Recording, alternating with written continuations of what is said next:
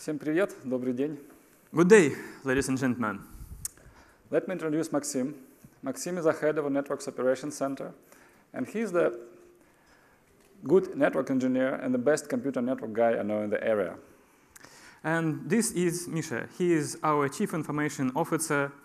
For the last 4 months, he has been a Zabbix enthusiast. We worked for an internet service provider, Intersvyaz. We are located in Russia, Urals, Chelyabinsk. Our company provides internet and cable TV services to more than 1 million people in 14 towns in the area.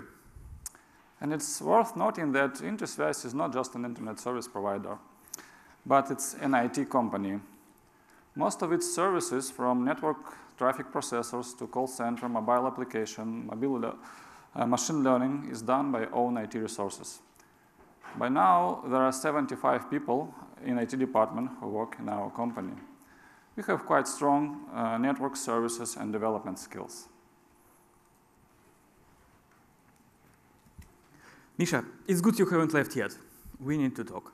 Yeah. We just have had problems with monitoring. It's happened during the big network outage.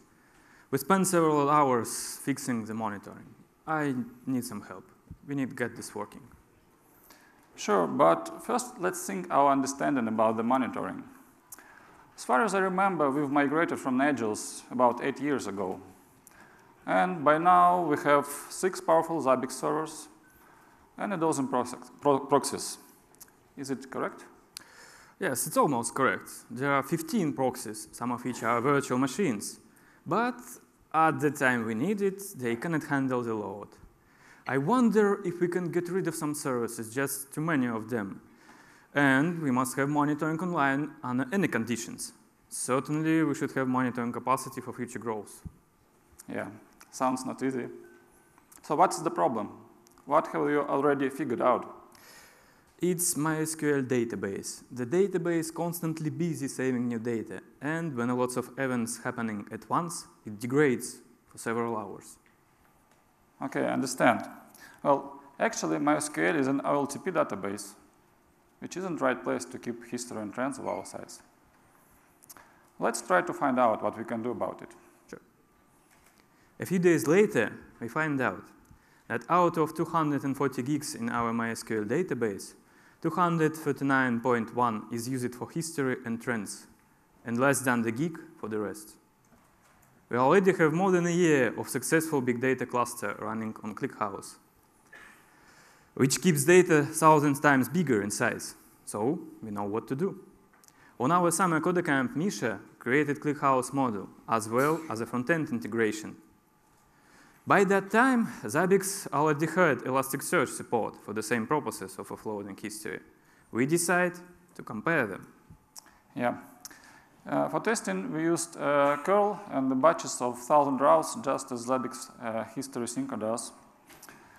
And the results exceeded all our expectations, so we want to share the results with you. Under the same conditions, ClickHouse writes 3 times more data than Elastic's, and they both are doing equally well on fetching data. Elastic's needs lots of CPU processing to do real-time indexing, which is it famous for. And the only area where Elastic's beaten ClickHouse is amount of CPU required for fetching data. But in absolute numbers, that's rather small difference. It's 11% versus 20. So consider how much CPU Elastic's needs for indexing. Overall, ClickHouse is much better in terms of CPU usage. And due to data compression, ClickHouse uses 11 times less disk space than Elastic's. And it's 18 times less than MySQL InnoDB engine. And ClickHouse does 30 times less disk operations than Elastic's. Yes, where ClickHouse really shines is the disk operations. You may use huge, slow SATA drives and gets 100,000 rows per second being written by ClickHouse. It's shardable, redundant, super fast, and works right out of the box. 1 year of usage and maintenance have shown very good records. You can install ClickHouse on the same machine with existing MySQL, so you will save a lot of CPU and the disk operations per second. We put MySQL on the same host with existing Zabbix server, and send history data to our existing ClickHouse cluster. We gave up, separated MySQL Server completely. So, we can forget about NoSQL now. That's true. The other task we need to solve is slow data polling. We are monitoring about 50,000 hosts now, and we collect 100 items from each of them. By now, all of our proxies are full with fping and SNMP processes. I have no alternatives other than adding more and more of them. Yeah. Well, I have an engineering feeling that one server can do that. It's quite strange that 15 aren't enough. Let us see what we can do. Sure. Maxim, yes. I've got something. Great. What is it? I found that in Zabbix server, the maximum number of tasks per poller and pinger processes is 128. I've tried to increase that to 500, and that definitely gave some speed up for accessibility checks, but had no impact on SNMP pollers. I've also tried to remove fping's interpacket delay, which improved its speed significantly. But overall, speed increase is very marginal. Being a network engineer, sometimes I had to check accessibility of thousands of hosts. From my experience, Nmap is the fastest utility for that. I'd bet it's faster than fping. We should try it. And we should check much more items per batch. You mean more than 500? 600? No, Misha. At least 2,000. OK. And I think I know what to do with SNMP polling. It has to be done in a synchronous way. Then we will be able to dramatically increase speed of polling, especially if we increase number of items per each poll. Great. Let's do it. OK. We did some tests and understood that on large batches of hosts, Nmap did 20 times faster than other utilities. Due to Nmap only measures response time, we decided to reduce check interval and calculate packet loss and triggers. We discovered that optimal number for hosts to check by Nmap is 4,000. Nmap allowed us to increase polling speed and to reduce 3 times CPU usage for accessibility checks. Then we started to work with SNMP polling. We found that it's done in a synchronous way in Zabbix server, which means that all requests are sent one by another, and most of the time Zabbix code is waiting. We modified the code to support many hosts at the same time and to do requests in a synchronous way, since even 1,000 pollers couldn't collect enough item values for us. In fully asynchronous mode, a poller would send out all the packets at once, which isn't good for most hosts and devices, since they cannot answer many SNMP packets simultaneously. So we ended up doing hybrid mode, in which requests are sent out to the same host in synchronous way, but it's done to many hosts at the same time by a single thread.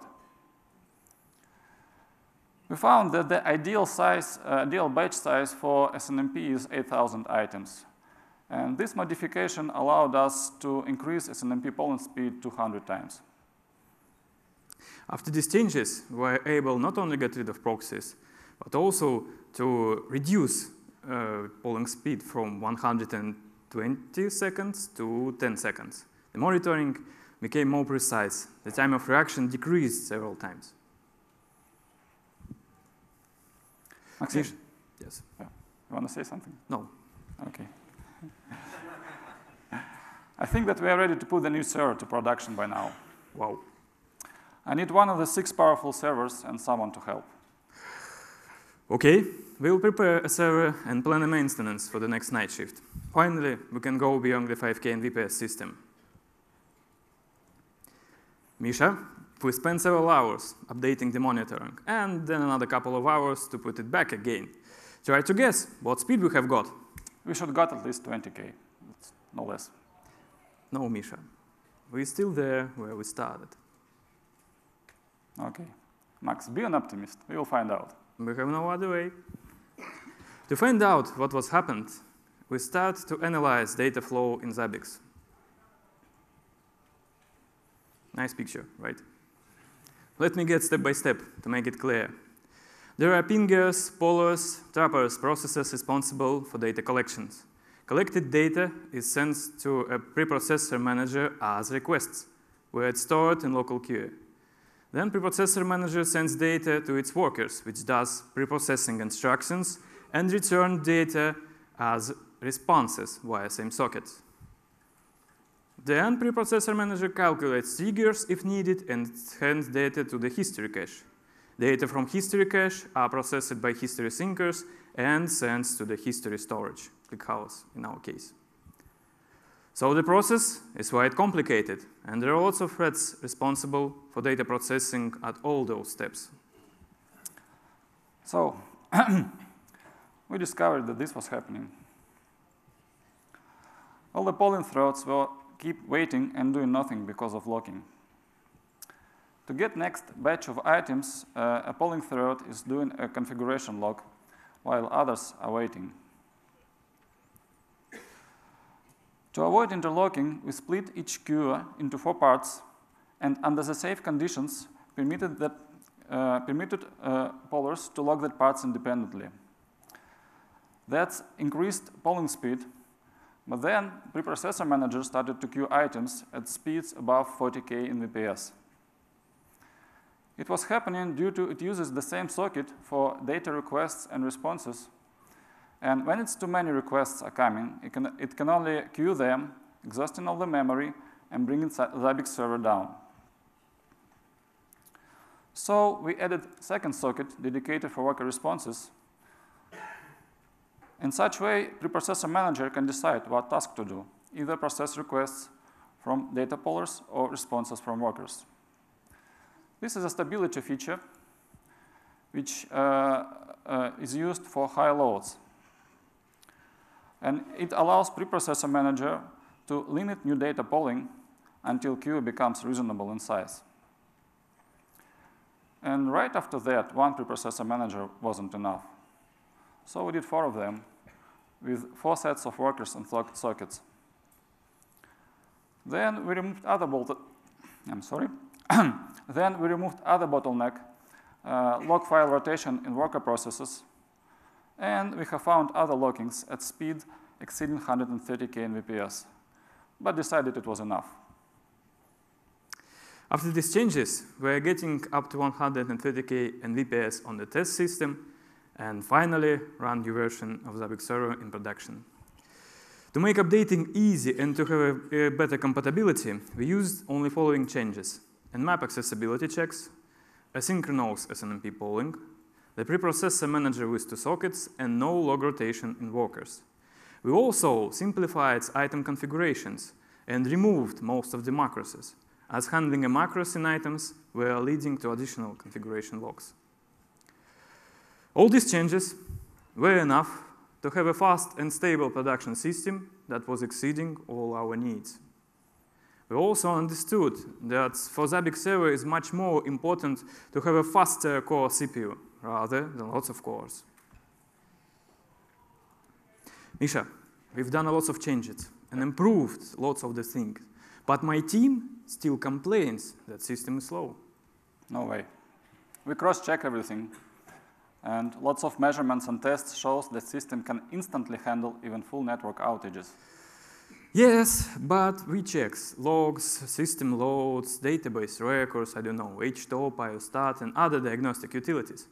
But the monitoring guys looked into web interface, and they see there a nice Zabbix logo and this. Yep. Yeah, dashboards are like that most of the time. Yeah, such a nice optimization we did. Mm-hmm. Let's fix this either. Okay. We have found that on occasions when there were more than 10,000 active problems, most widgets became slow or stopped working.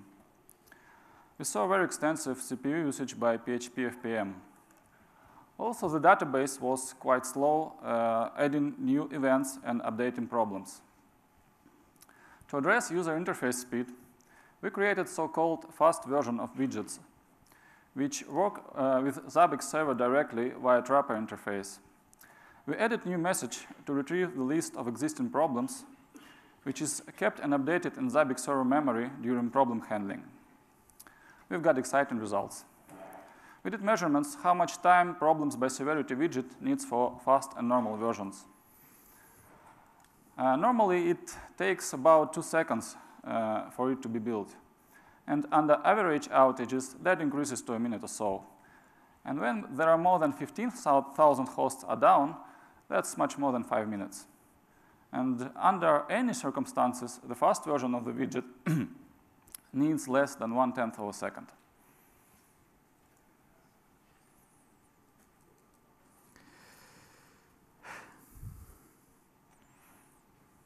Misha, Yeah, are you leaving? We need to talk again. sure. Is it something with Zabbix? No, relax. I just want to say that my team are happy with it now. I'm glad to hear that. Yes, that wasn't easy, but I think it's a win. Beer on me.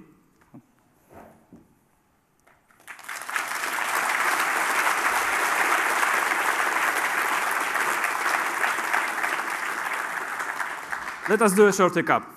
With all optimizations we did, our monitoring in all configurations is now working on a development machine, which is actually an ordinary laptop.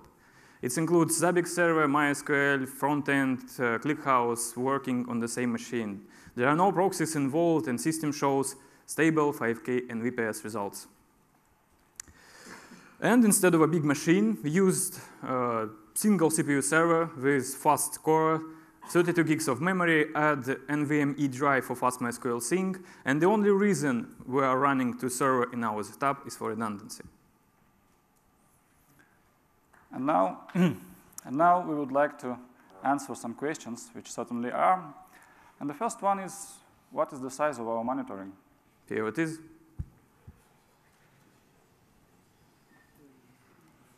And the second one, would we share the sources?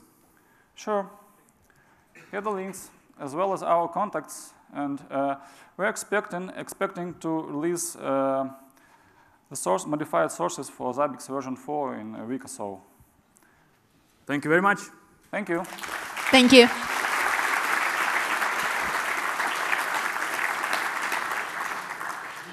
Questions, please, from the application first. Right. Thank you guys for presentation. We've got a couple of questions. So the first one is, which version of Elasticsearch were you using? We didn't use one. We just tested some which was in standard. I think it was Debian 7. I'm sorry, Debian 9, and that's it. Testing standard bucket. Right. Thank you. And the other one, how do you actually move data from Zabbix to ClickHouse?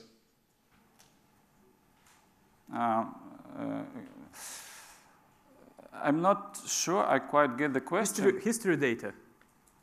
Well, what we did, we used the Elasticsearch module, which Zabbix team did, and rewrote it, so it uses the same history interface.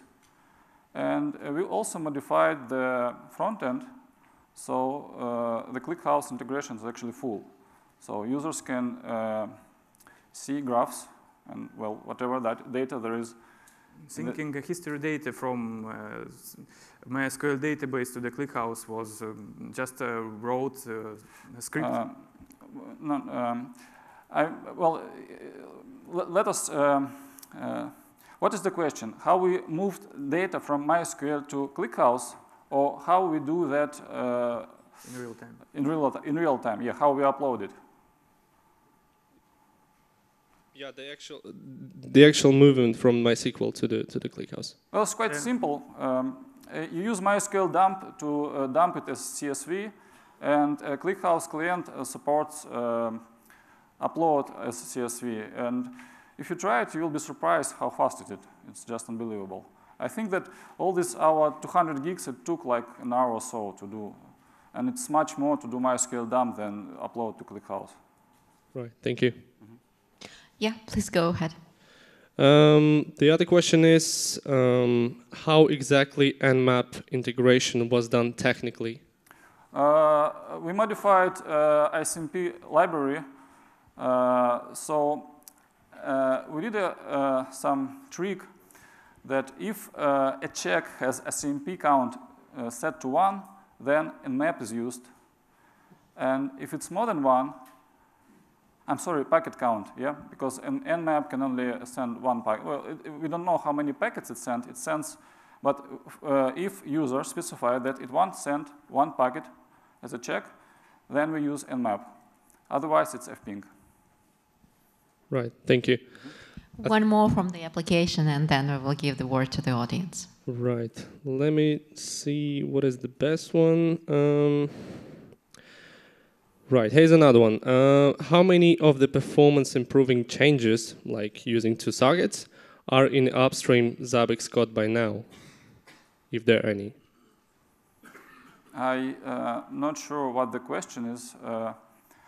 Did we compare what is in Zabbix 4 comparing to what we did, or just? Yeah, comparing to what you did. Well, I believe that none, except that what we saw that Zabbix the team has changed the locking of configuration cache, which Alexei told today. I didn't see any changes except that. So the answer is none. Right. No? Thank you. I think that's pretty much it from the app. Have you got any questions? Yeah, thank you very much. And maybe some questions from the audience. We still have a couple of minutes for the questions from the audience.